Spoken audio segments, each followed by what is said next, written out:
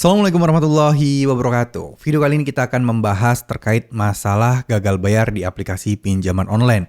Sebenarnya apa sih resikonya kita tidak bayar utang pinjol kita? Apa sih resikonya kita stop membayar utang pinjol kita karena kita tidak mampu? Oke.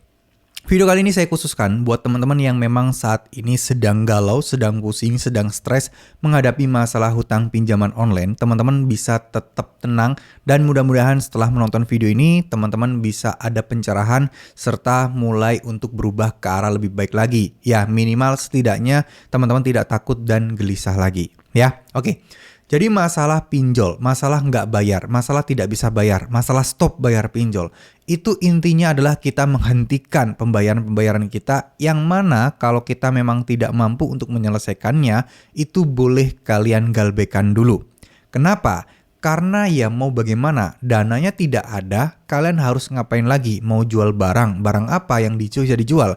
Kalau memang ada barang yang mungkin tidak diperlukan dan dijual dan mendapatkan dana untuk membayar pinjol tersebut, ya silahkan. Tapi nggak sedikit orang-orang di luar sana yang memang sudah tidak ada lagi sesuatu yang bisa dijual untuk melunasi pinjolnya. Nah, ini beda cerita. Sebagian orang akan bilang, kan HP bisa dijual, kan HP yang kita pakai itu bisa dijual untuk melunasi utang pinjolnya. Iya kalau bisa langsung lunas, kalau tidak bagaimana? Kalau tidak bisa langsung lunas, terus ke depannya harus bagaimana? Sedangkan HP itu diperlukan banget untuk komunikasi, untuk cari-cari kenalan, untuk siapa tahu buat kerja sampingan, siapa tahu juga buat untuk penghasilan-penghasilan tambahan, nyari lowongan, itu kan perlu HP untuk dihubungi. Nah, kalau itu semua diambil sedangkan posisi utang tidak lunas atau belum lunas, ya sama aja bohong. Kita akan kebingungan lagi ke depannya. Justru bukannya malah naik, malah bangkit, kita makin terpuruk. Nah, oleh karena itu, karena kita sudah tahu resikonya apa, resikonya sebenarnya sudah jelas, OJK pun juga udah bilang secara hukum undang-undang dari zaman dulu masalah hutang masuknya ke perdata, jadi alangkah baiknya untuk kita slow down dulu. Untuk kita tenang dulu, untuk kita mulai fokus dulu pada apa yang kita bisa lakukan. Untuk menentukan skala prioritas dalam hidup itu juga penting teman-teman. Kita tahu kita hutang, kita tahu kita memang harus bayar, tapi prosesnya adalah segala ketentuan sudah ada. Ketentuannya itu udah ada banget teman-teman. Maksudnya semua sudah tertulis. Kalau nggak bisa bayar utang, resiko terberatnya apa? Ya masuk slik OJK. Kalau udah masuk slik OJK ya gimana? Ya simple. Kalian kalau ditagih DC lapangan pun datang ke rumah, tinggal bilang aja, Pak, ini kan utang saya udah masuk ke slik OJK. Artinya data saya sedang ditawan. Artinya proses untuk saya ke depannya udah kena sanksi yang sangat berat. Saya pastinya pengen bisa melunasi utang saya, bisa membebaskan slik OJK saya, jadi bersih lagi, tapi saya lagi usahakan. Bukannya saya sengaja tidak mengusahakan, enggak, saya lagi proses mengusahakan.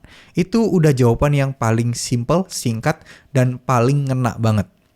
Ya, intinya adalah biarkan DC tahu bahwa kalian juga berusaha keras gitu loh. Ya meskipun mereka juga sebenarnya nggak mau tahu juga.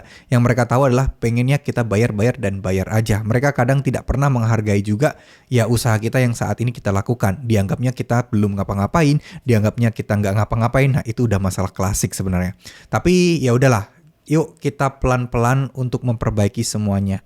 Tentukan prioritasnya. Kalau buat saya dan saya boleh saran kepada teman-teman, prioritas atau skala terbaik saat ini buat teman-teman semua adalah mulai untuk sedikit mengikhlaskan dan juga pasrah tentang apapun yang terjadi.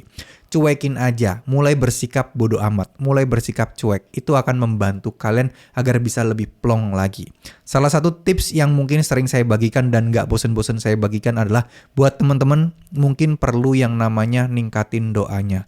Perlu yang namanya ikhtiar jalur langitnya. Dimana ya sholat tahajud, sholat duha, witir, rezeki, terus kemudian sholawat-sholawat penarik rezeki, sholawat-sholawat pelunas hutang dan lain sebagainya. Lakukan amalan-amalan tersebut. Ya percaya tidak percaya, itu yang menyelamatkan saya di tahun kemarin ketika saya terlilit hutang yang cukup lumayan. Bahkan mungkin kalau di total-total bisa sekitar 60 jutaan. Tapi keajaiban itu selalu ada dan terjadi di diri saya.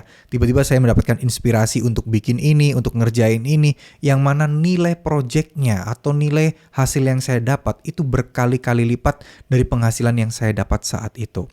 Nah, intinya jangan remehkan petunjuk dari Tuhan, karena siapa siapa tahu Tuhan itu memberikan petunjuk yang mana kita kurang peka, yang kita tidak kerjakan, yang akhirnya itu akan membuat rezeki kita seret di situ-situ aja.